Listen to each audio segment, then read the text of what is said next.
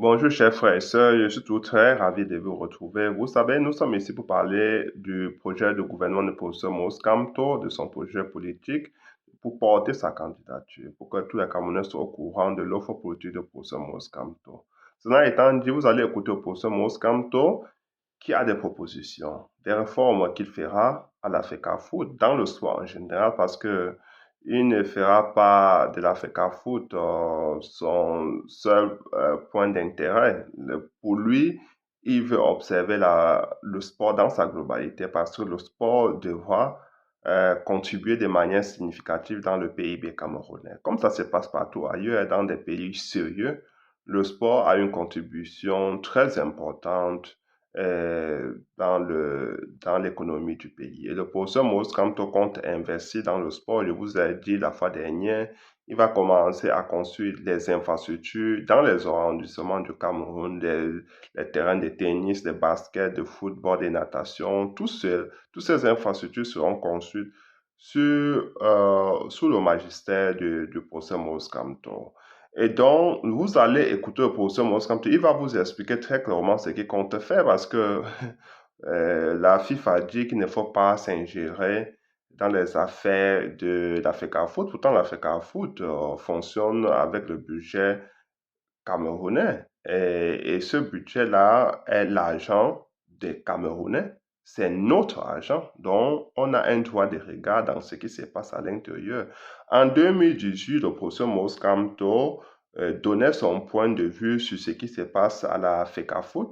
C'est vrai que maintenant, on a de nouveaux gestionnaires. Il faut voir ce qui se passe à l'intérieur. À la fin du mandat, il faudra faire un bilan parce que cela est très important. Mais je pense qu'en ce moment, le professeur Maurice Kamto sera déjà à la magistrature suprême en 2025. C'est la raison d'ailleurs pour laquelle je lance un appel à tous les Camerounais, d'où ils se trouvent, de s'inscrire massivement sur la liste électorale et de voter le professeur Maurice Kamto le moment venu, défendre son vote, de rester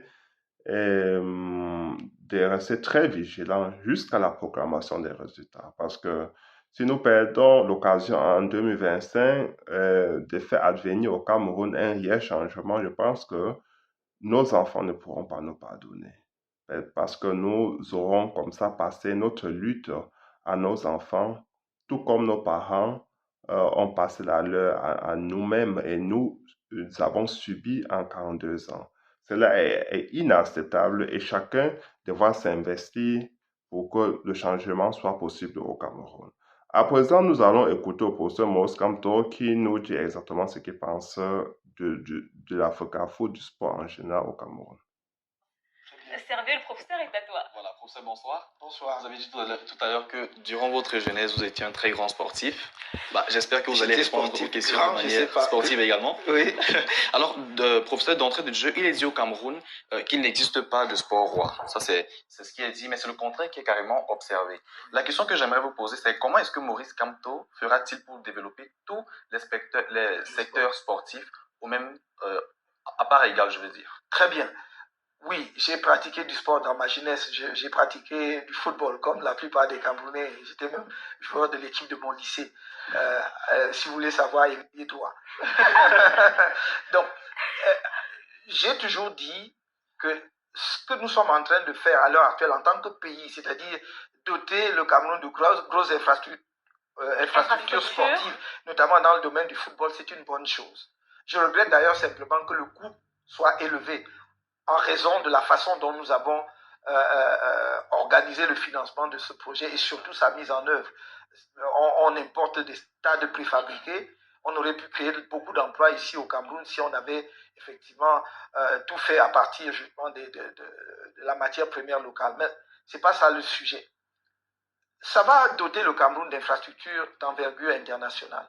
Mais le Cameroun ne se résume pas à Yaoundé, Douala, Bafoussam, Garoua et Limbe. Qu'est-ce que nous faisons pour les autres villes et régions du Cameroun? C'est pour cela que nous avons dit, nous allons créer des plateformes sportives de base, c'est-à-dire un stade de football. Les Camerounais aiment le football.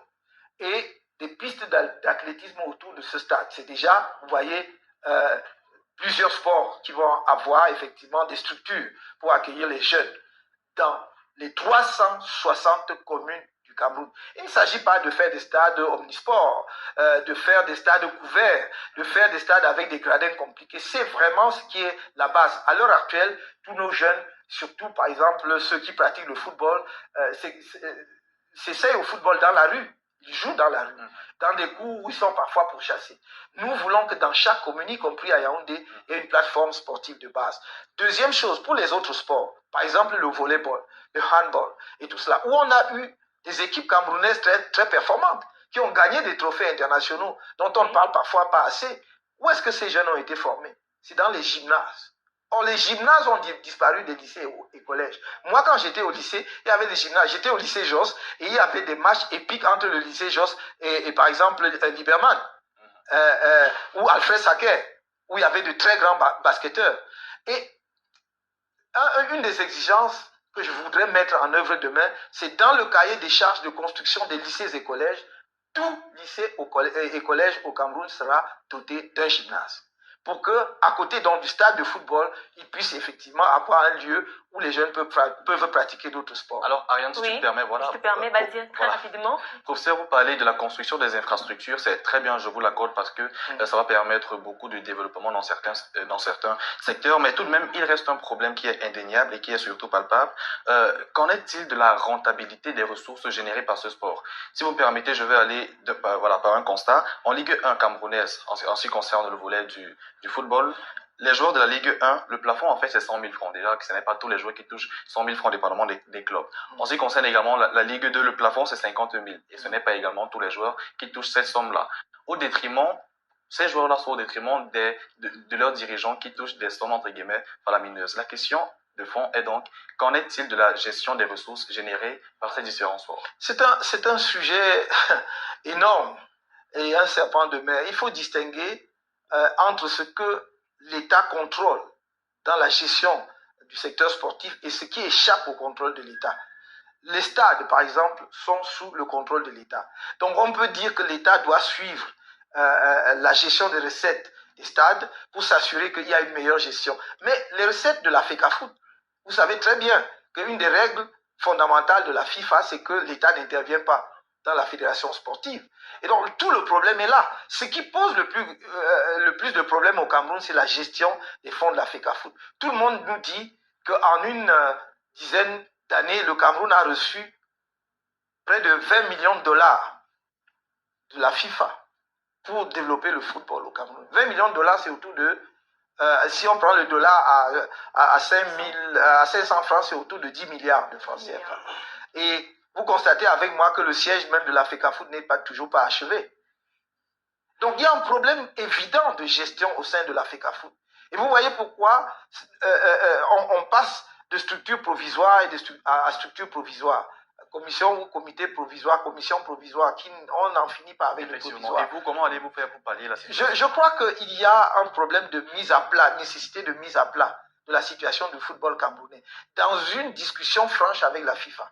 S'ils veulent que le Cameroun contribue au niveau qui est le sien, continue à apporter sa contribution à un niveau élevé au football mondial, c'est nous qui avons ouvert les portes à l'Afrique pour avoir 5 places, 4 ou 5 places à la Coupe du Monde, au mondial. Si on veut que le Cameroun continue cela, la FIFA doit travailler avec nous, c'est-à-dire avec le gouvernement du Cameroun, pour mettre en place des structures fiables, sérieuses au Cameroun. Je crois que c'est un problème absolument indispensable.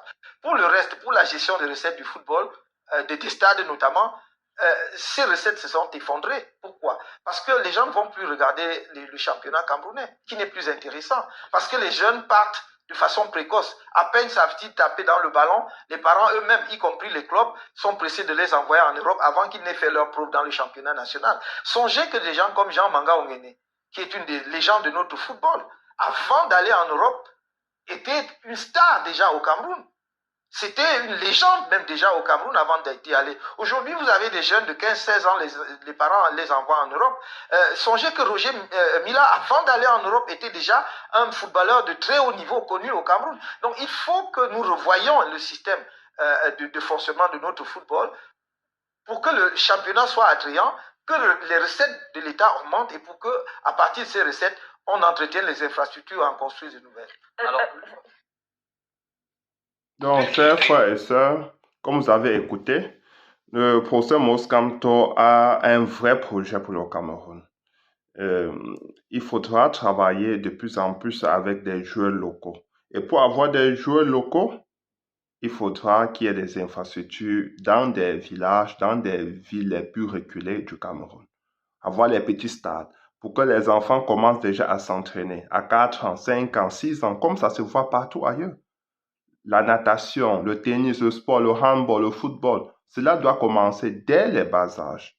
À 4 ans, 3 ans, les enfants doivent déjà commencer à pratiquer ces sports-là. Si tu veux être des sportifs performants demain, cela se commence et cela se fait de manière organisée. Il faut une vraie vision derrière. Le professeur Maurice Kamto a un projet.